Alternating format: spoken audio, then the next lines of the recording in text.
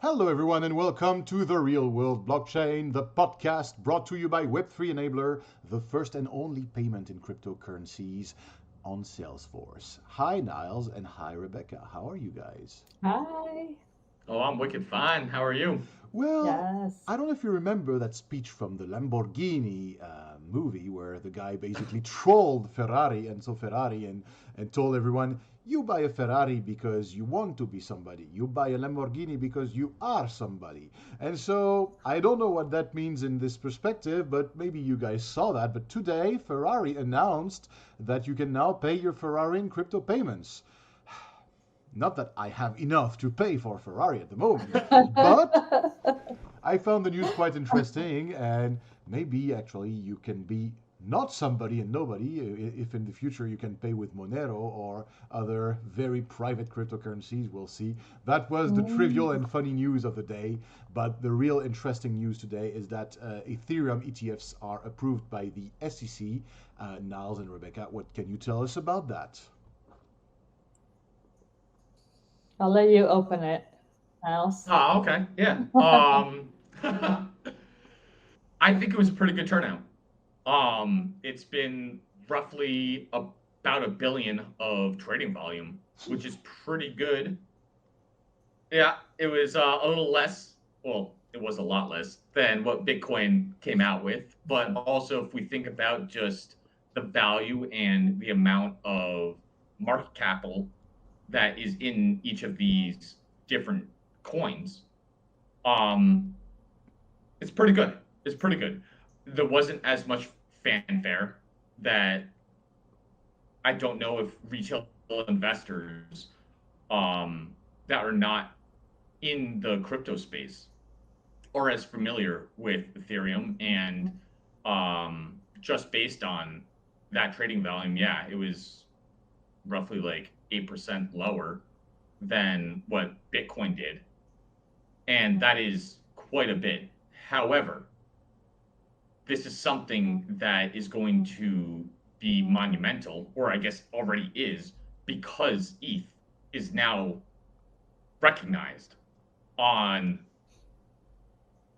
traditional stock exchanges. Mhm.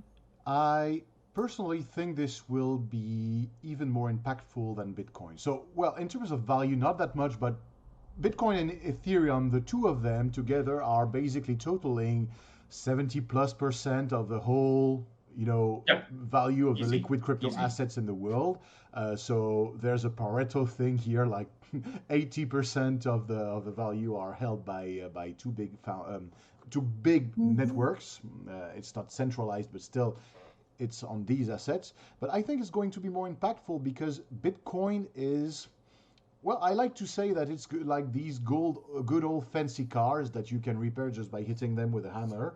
Bitcoin is elegant because of its mathematical purity and its rusticity. So, because of that, you will still see Bitcoin in 20, 30 years, probably just Mhm. the same way you will still see those old cars because they are basically unkillable. And that's something that I find interesting, but be, its elegance and its rusticity is also its weakness. Ethereum is still a bit complicated and needs scalability, technological advancements, but the team knows about it, the founder knows about it, the community knows about Mhm. it, and everyone is working towards that. And the fact that it's becoming more recognized means that when Ethereum is ready in a few years, I don't know when exactly, but when it's ready, that means that all the banks that have, blockchain initiatives, all the governments that maybe will find CBDCs to be slightly less easy to manipulate than what they thought, all the agencies, the insurance companies having a blockchain initiative will find it very practical to have a computer science, you know, team, a Mhm. technology, in the palm of their hand that is also tied to an asset recognized by financial authorities. That means that basically we're not in some geeky territory or an R&D initiative. It's something that is traded every day, and it's just as if you were saying, well, I'm using IBM and they're on the stock exchange, and I'm using these Yes. IBM computers for my Right. bank. What do you think about that, Rebecca? Yes. No, I 100% agree. And I think they have different use cases. So obviously, they're going to come into the market at different price points. And as you were mentioning, like Ethereum is working on things that are less popular, I would say. Right? They focus more on like smart contracts and things like that, which are a lot of value for the space. But I think if you're not really involved in the space, you're not as familiar with it. Bitcoin's status comes from it being the original currency, right? So it Right. has It's this easier like to understand. yes. I mean, Right. I remember a few years ago when I would tell someone I'm in Web3 and they're like, what is that? All you had to say, it's like Bitcoin. Be like, oh, yes, I know, right? So, like, there's this widespread understanding what Bitcoin is versus Ethereum, which is younger, but, and they're building completely separate things. So, it's really exciting for the space and to see what kind of comes with it. So, yeah, keeping my eye on it. Yeah, absolutely. And I think that it's very fun to be talking about the value of ETH and what is being launched in the ETF in dollar values. But at the same time, I have to wonder, is this because Ethereum as a real use case of gas, right? Like it has utility and it has what you could think of as dividends via proof of stake Mm. that you are now able to go and do future projections and then roll that back to current values. And is this something where Bitcoin, like, sure, you can call it digital gold, but at the same time, it's purely speculative. It's like, what is the next guy willing to buy it for? Yeah. But that's the same thing as gold. Like this is not a Ponzi scheme, right? Like this is real. But with ETH, you can go and start doing mathematical functions to go and decide what you believe the functionality is worth. And I wonder how much is going on there because this is the first time that a smart contract focused chain has come to the market. And what are we going to see next? Like, are we going to see also something very similar? Whether or not it's Solana or like XRPL or like anything else that is related to that. I don't have an answer for that, but this is what I'm wondering. Yeah. And $1 billion is a lot. Like that This is a is good a amount. It's a good lot. amount. Like And yes, it's like, that's one day. Yeah. yes, exactly. It's a lot. Like I don't know a ton about the stock market, but I would love to find out like what does a normal non-Web3 company kind of So like bring in on their first day and see kind of how that compares. I think that that would be a really interesting comparison. So it's not the maybe Well, we'll do small that. also, if you think about it, like how long was Apple around, and Yes. how long did it take 40 years. Apple to reach $1 trillion? Mhm. Right, that was like back in like 2017, I want to say. Mhm. Yeah. Listeners, please fact check me. But that's quite a while. When did Bitcoin come around? When did that hit $1 trillion? Yeah. Yeah. Do And you have note. some big players too, right, that are coming in like and putting together these ETFs. So I think like that signals that there is faith in the space and that is not just like you mentioned earlier, a Ponzi scheme or something like that. So it's not the biggest ETF, but it sure isn't the smallest. Just a few numbers for the people who are listening to us. The upfront costs to launch a new ETF to an existing series trust with all the exemptive orders in place and so on. The upfront cost is basically a bit less than $100,000. And if you add assets, the costs go incrementally, and that's usually always bigger. And it's not that different when you're looking to launch a cryptocurrency. But basically, registration costs, if you add that to the price I mentioned, make the price go up to $500,000. So it's pretty costly to actually run an ETF. So that has to be beneficial. But still, getting $107 million of inflow and topping at $1 billion at the launch is really a good performance. It's you have to compare to the other values, and yes, some bigger companies and some key values like oil-based ETFs and so on are probably you could be laughing at the Bitcoin ETF or the Ethereum ETF, but that's by no means a small performance, and that's by no means something that the traditional finance is laughing at now.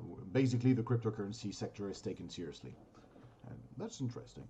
That's something that I find inspiring for the next decade, and especially really because Ethereum is a whole tech stack. It's not just a payment system or a digital gold. It's a technology that could replace the traditional way of computing and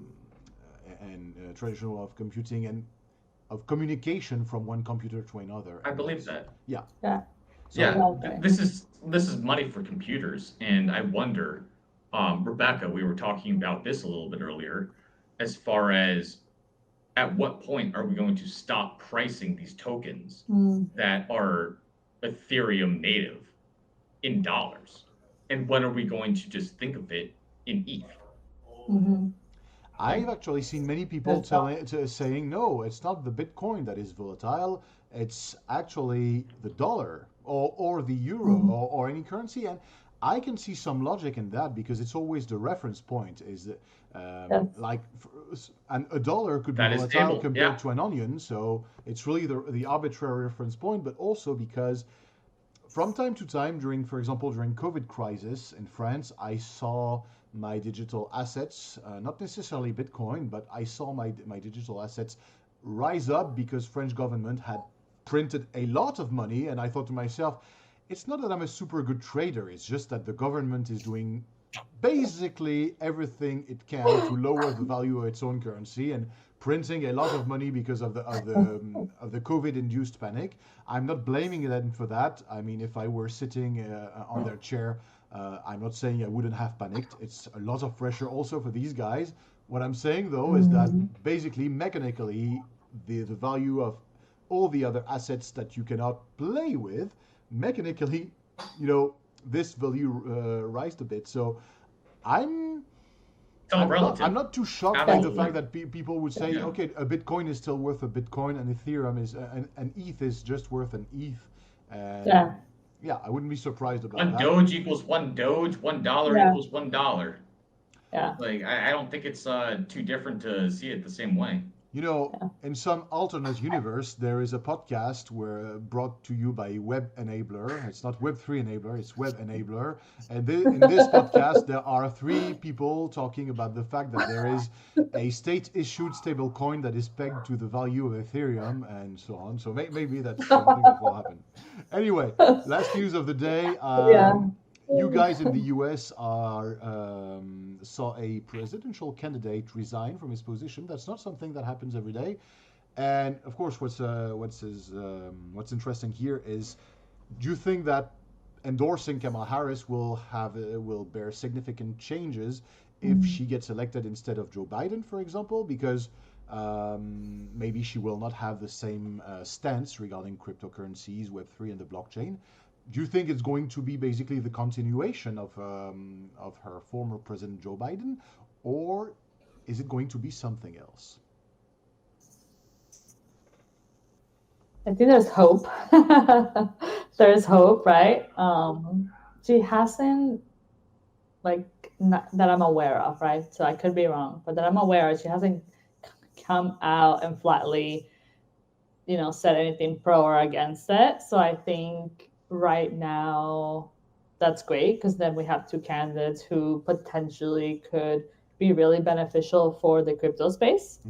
Because we already know how Trump feels, right? So yeah, exactly. So I think there's hope, and that's wonderful. And as weird as it is to have Biden kind of renounce the presidency and then kind of throw everything into a whirlwind, everything happens the way it needs to happen, I'm excited to kind of have some new blood in the game and see what comes out of it. So we'll just have to see, wait and see. Yeah. Allow me to give a Yeah, and I perspective of a stranger. Oh, please go ahead. oh, of course. I was saying that I mean we do know now, actually us today, that Harris will not be speaking at the Bitcoin conference, but that there was even talks that Mhm. she would be there. I think is a good sign, at least for the industry, that she is interested.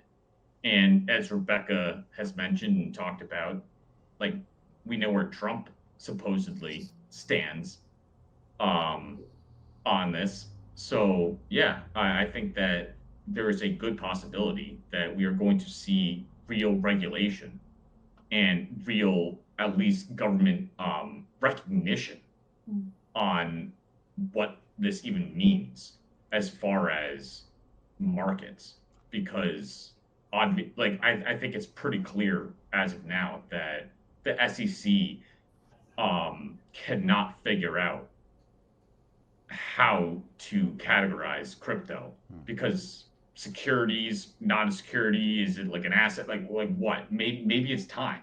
Maybe Mhm. it's time. And I'm hoping that this is the next administration that can figure out either to change the definition that we have or create something new. Like, Mhm. it can't be that hard. Yeah.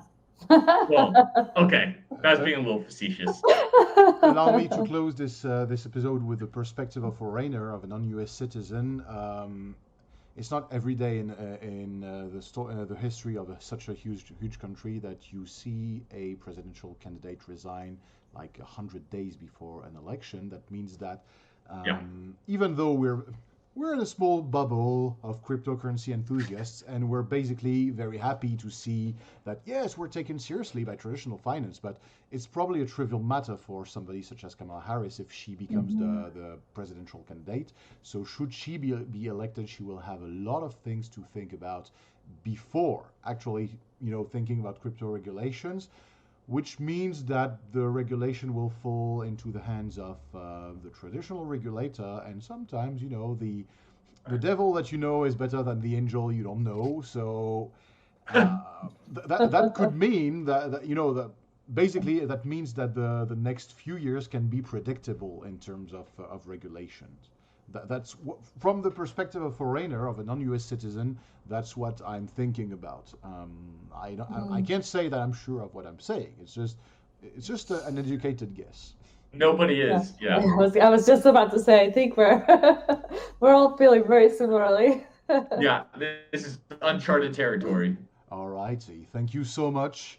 Thanks, Niles. Thanks, Rebecca. Everyone, this was Real World Blockchain. This episode brought to you by Web3 Enabler. By the way, you guys, usually we don't talk about the life of Web3 Enabler in this episode, in these episodes, but do you guys know that we are launching a campaign on Republic? So dear listeners, if you are interested, link in the description. You have the ability to be part of this wonderful adventure to bring crypto payments to Salesforce. So please like, share, subscribe, but also check out our republic.co page. There's a crowdfunding Okay, campaign. Gautier, right back at you. I think you also have something else to say Oh, with actually, a very successful and yeah, we also were launch. successful for the launch of Sky Protocol. And well, there's a kind of family like ecosystem here. So, of course, Web3 Enabler and Sky Protocol will work We're all together. friends. Yeah. But thanks Hey, everyone for the I'm support. looking forward to this. I love it. I love it. I'm there. All right, everyone. Thank you so much. See you next week. Thank you.